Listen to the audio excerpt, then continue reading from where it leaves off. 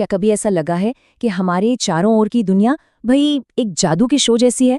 हर पल, हर सेकंड कुछ न कुछ बदल रहा है। कुछ बदलाव तो हमारी आंखों के ठीक सामने हो जाते हैं और कुछ इतने धीरे धीरे होते हैं कि हमें पता तक नहीं चलता। तो चलिए आज इसी जादू के पीछे छिपे हुए विज्ञान को समझने की कोशिश करते हैं। जरा एक पल को सोचिए, अगर सच में कोई जादुई शक्ति मिल जाती तो पलक झपकते ही क्या बदल दिया जाता? मजेदार ख्याल है ना? खैर, हमारे पास कोई जादू की छड़ी तो नहीं है, पर हमारे चारों ओर की दुनिया में समझ लीजिए जादू लगातार हो रहा है। चीजें अपने आप ही बदल रही हैं। जैसे खेतों को ही ले लीजिए। एक छोटा सा बीज मिट्टी में डाला जाता है और देखते ही देखते वो एक हरे भरे पौधे में बदल जाता है। फिर मौसम के साथ साथ फसलें अपना रंग बदलती हैं और ये सिलसिला साल दर साल चलता ही रहता है। ये प्रकृति का अपना ही तरीका है बदलाव दिखाने का। और पेड़ों की पत्तियां, उनका तो क्या ही कहना। गर्मियों में एकदम हरी भरी होती हैं, पर जैसे ही मौसम करवट लेता है वो सोने और आग जैसे खूबसूरत रंगों में ढल जाती हैं और फिर जमीन पर गिरकर एक नया ही रूप ले लेती हैं। ये भी तो एक बहुत कमाल का बदलाव है। और ये बदलाव सिर्फ बाहर की दुनिया में ही नहीं, ये तो हमारे अपने अंदर भी हो रहे हैं। हमारे नाखून, हमारे बाल, ये सब चुपचाप बढ़ते रहते हैं। हमारी हाइट भी बढ़ती है। कभी रुककर सोचा है कि हमारे अंदर और बाहर हर पल कितनी सारी चीजें बदल रही हैं? तो सवाल ये उठता है कि इतने सारे बदलावों को समझने का क्या कोई आसान तरीका है? जी हाँ, बिल्कुल है। असल में इन सभी बदलावों का राज खोलने के लिए बस कह सकते हैं एक जादुई सवाल पूछना है। इस एक सवाल से ही हम इन सब को दो अलग अलग ग्रुप्स में बांट सकते हैं। और वो सवाल है, क्या इस बदलाव को पलटा जा सकता है?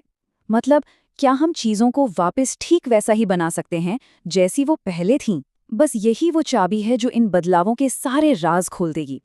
तो पहले ग्रुप में वो बदलाव आते हैं जिन्हें उल्टा किया जा सकता है। विज्ञान की भाषा में इन्हें उत्क्रमणीय परिवर्तन या रिवर्सिबल चेंज कहा जाता है। इसका सीधा सा मतलब है किसी चीज को उसकी पुरानी हालत में वापस लाया जा सकता है, जैसे कुछ हुआ ही ना हो। अच्छा, चलिए इसे कुछ मजेदार एग्जाम्पल से समझते हैं। इसके लिए हम 3 बहुत ही सिंपल सी चीजें देखेंगे। एक गुब्बारा फुलाना, कागज का एक टुकड़ा मोड़ना और गूंदे हुए आटे की लोई को बेलना। जैसे एक गुब्बारे में हवा भरी जाती है तो वो बड़ा हो जाता है ना? अब अगर उसकी हवा निकाल दी जाए तो वो वापस पहले जैसा हो जाता है। या फिर एक कागज को मोड़कर हवाई जहाज बनाया जाए। जब खिलने का मन भर जाए तो उससे खोलकर वापस सीधा कागज बना सकते हैं।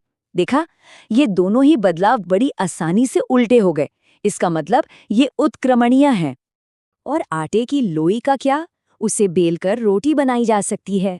अगर रोटी गोल ना बने तो कोई बात नहीं, उसे वापस लोई बनाकर फिर से कोशिश की जा सकती है।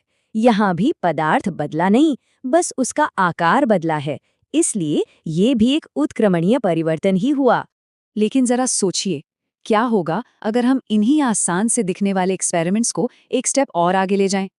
क्या तब भी इन बदलावों को पलटना इतना ही आसान होगा? चलिए पता करते हैं। और अब आता है हमारा दूसरा ग्रुप, यानी वो बदलाव जिनसे वापसी का कोई रास्ता नहीं बचता। इन्हें कहते हैं अनुत्क्रमणीय परिवर्तन या इररिवर्सिबल चेंज। एक बार ये हो गए तो बस हो गए, वापस नहीं जाया जा सकता, क्योंकि अक्सर एक बिल्कुल ही नई चीज बन जाती है। तो चलिए वापस चलते हैं अपने गुब्बारे, कागज और आटे की लोई के पास। लेकिन इस बार हम एक कदम और आगे बढ़ने वाले हैं। देखते हैं कि अब क्या होता है। हमारा कागज का हवाई जहाज याद है? उसे खोलकर वापस कागज बनाना तो बहुत आसान था। लेकिन सोचिए, अगर उसी कागज पर जहाज का चित्र बनाकर उसे कैंची से काट दिया जाए तो क्या उन टुकड़ों को जोड़कर वापस पहले जैसा कागज बनाया जा सकता है? नहीं, ये बदलाव अब पक्का हो चुका है। ये एक अनुत्क्रमणीय परिवर्तन है। और यही कहानी हमारी बाकी चीजों के साथ भी है। अगर गुब्बारे को पॉप करके फोड़ दिया जाए या आटे की रोटी को गरम तवे पर सेक लिया जाए तो क्या उन्हें वापस पहले जैसा बनाया जा सकता है? बिल्कुल नहीं। ये बदलाव भी अब पक्के हो चुके हैं, यानी कि ये भी अनुत्क्रमणीय हैं। हमारी रोजमर्रा की जिंदगी तो ऐसे उदाहरणों से भरी पड़ी है। पानी में चीनी घोलना उत्क्रमणीय है, क्योंकि पानी को उबालकर भाप बना दिया जाए तो चीनी नीचे बच जाएगी। लेकिन एक बार दूध फट गया या खाना पक गया तो उसे वापस कच्चा नहीं किया जा सकता। मतलब एक बार हो गया सो हो गया। तो अब हम इन दो तरह के बदलावों को पहचानना तो सीख गए हैं, पर सवाल ये है कि ये बदलाव होते कैसे हैं। इसका एक बहुत बड़ा कारण है गर्मी। जी हाँ, आग या गर्मी में चीजों को बदलने की एक कमाल की ताकत होती है। कभी किसी लोहार को काम करते हुए देखा है? वो लकड़ी के पहिए पर लोहे का रिम चढ़ाने के लिए गर्मी का ही इस्तेमाल करते हैं।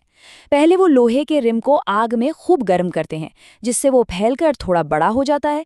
फिर उसे आसानी से पहिए पर चढ़ाकर ऊपर से ठंडा पानी डाल देते हैं, और पानी पड़ते ही रिम वापस सिकुड़ता है और पहिए को एकदम कसकर जकड़ लेता है। ये गर्मी से होने वाले फैलाव और सिकुड़न का एक बहुत ही शानदार उदाहरण है। अच्छा, अब एक और मजेदार बात, एक जलती हुई मोमबत्ती को देखिए।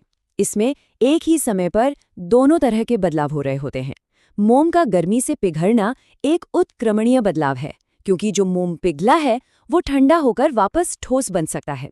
लेकिन बत्ती का जलना, जिससे धुआं और रोशनी पैदा हो रही है, वो एक अनुत्क्रमणीय बदलाव है।